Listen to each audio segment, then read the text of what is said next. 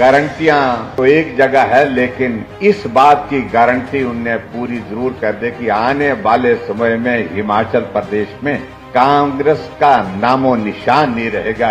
ये गारंटी जरूर है। अपने ही बोझ से ये सरकार बीच में ही किसी भी वक्त जो है वो इसके जो हालात बन रहे हैं लुढ़क सकती है। सबको एक बात लग रही है, सरकार का भरोसा नहीं है। जितना ले सकते हैं, जितना भर सकते हैं, घर को भरने की कोशिश करिए। ये मैं आरोप लगा रहा हूं कांग्रेस की सरकार के। कोई मंत्री आज की तारीख में ऐसा नहीं रह गए।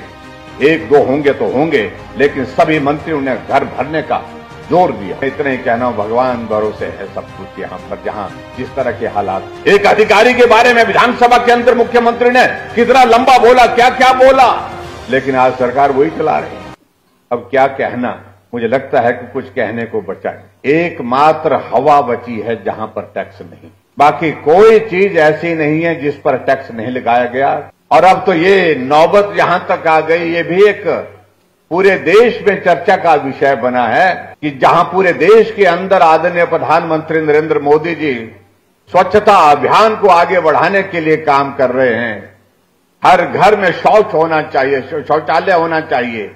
हर घर में शौचालय को सुनिश्चित करने के लिए जितने भी प्रधानमंत्री आवास योजना के अंतर्गत मकान देते हैं, उसमें व्यवस्था दी है कि टॉयलेट उसमें बहुत लाजमी है, बहुत जरूरी है। और यहां हमारे मुख्यमंत्री जी जहां टॉयलेट बना रहे हैं, आप लोग उस पर 25 रुपए प्रति टॉयलेट के हिसाब से टैक्स लगा दें। आगे का दौर मालूम नहीं कि मैं कहना नहीं चाहता हूं। अब अगला दौर क्या आएगा मालूम नहीं, लेकिन मैं इतना तक देख रहा हूं पूरे देश भर में थू थू हो रही है, देश भर में जग हंसाई हो रही है। सभी आज दिल्ली से भी हमको चैनल वाले पूछ रहे थे ये टैक्स किस सोच के साथ लगाया गया। मैंने कहा सोच का तो मालूम नहीं, और कहने लगे कि इससे आगे भी कुछ होने वाला है क्या। मैंने कहा आगे का मालूम नहीं क्या होने वाला है, लेकिन इतना मैं कह रहा हूं कि इस सोच को तो मतलब उस सोच को तो आप देख करके हैरान हो रहे हैं। आप तो हो रहे हैं, लेकिन देश भी हैरान हो रहा है। वादे जो किए थे, जिनका जिक्र अनुराग जी ने किया यहां पर, लेकिन उसके बावजूद भी झूठ बोलने से अभी तक भी बाज नहीं आते। और मैं देख रहा था हरियाणा के चुनाव में भी जाकर के मुख्यमंत्री जी 2 दिन के लिए गए और इतनी बेशर्मी से वो भाषण दे करके कह रहे थे हमने हिमाचल प्रदेश में गारंटियां पूरी कर दी।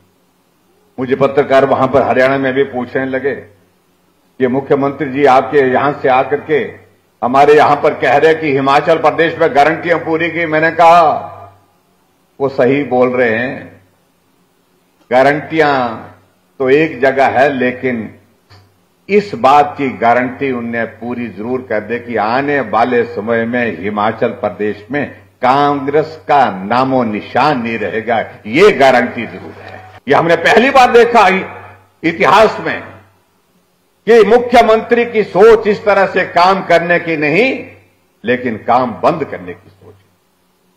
हर काम को बंद करने लगे हुए हैं। और आज हिमाचल प्रदेश में आप हालात देख रहे हैं।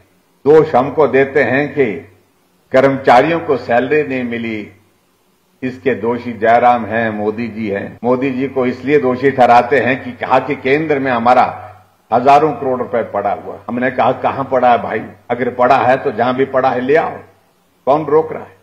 किस बात का पैसा कह रहे हैं वो। एक अधिकारी के बारे में विधानसभा के अंदर मुख्यमंत्री ने कितना लंबा बोला, क्या क्या बोला, लेकिन आज सरकार वही चला रही है। स्वास्थ्य के क्षेत्र के बारे में तो आदरणीय नड्डा जी में इतना ही कहना, भगवान भरोसे है सब कुछ यहाँ पर, जहां जिस तरह के हालात। डॉक्टर की पोस्टिंग किस प्रकार से हो रही है, किस प्रकार से ट्रांसफर हो रही है।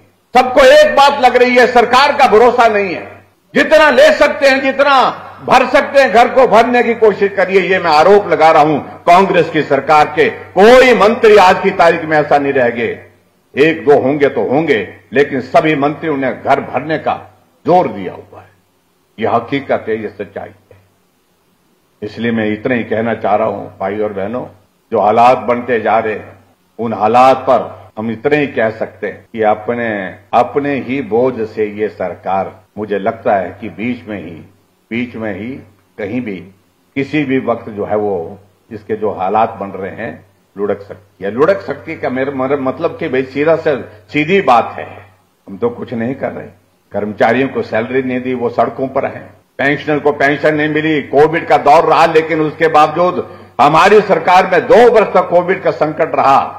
जब दुनिया की सारी इकोनॉमी तहस नहस हो गई, लेकिन समय पर कर्मचारियों को सैलरी मिली, कर्मचारियों को पेंशन मिली। विकास के कार्य हिमाचल प्रदेश में हर जगह होते रहे। इन सारी बातों को मैं ध्यान में रखते हुए सिर्फ इतना ही कहना चाह रहा हूं, इंतजार करिए। मुझे सिर्फ इतना कहना है, ये सरकार आज तक की सबसे भ्रष्ट सरकार, और भ्रष्ट सरकार होने के साथ साथ में जहां विकास के कार्य सारे के सारे रुके पड़े हैं, इसके बारे में मुझे लगता है कि जहां जनता ने मन बना लिया है, आने वाले समय में जो भी चुनाव होंगे, भारतीय जनता पार्टी का ये जीत का क्रम जारी रहेगा और निश्चित रूप से आने वाले समय में हिमाचल के लिए भी अच्छा होगा, ऐसे मैं भरोसे के साथ कह सकता हूं। आज के इस कार्यक्रम में एक बार फिर से आदरणीय जगत प्रकाश नड्डा जी का देवभूमि हिमाचल प्रदेश में आने पर अभिनंदन करता हूं, स्वागत करता हूं और आपको शुभकामनाएं देता हूं नवरात्रि के इस अवसर पर। देवी मां का आशीर्वाद आप पर बना रहे, हम सब पर बना रहे, देवभूमि की सेवा करते रहें, देश की सेवा आप करते रहें, ऐसी कामना के साथ मैं अपनी बात को पूरा करता हूं। बहुत बहुत धन्यवाद।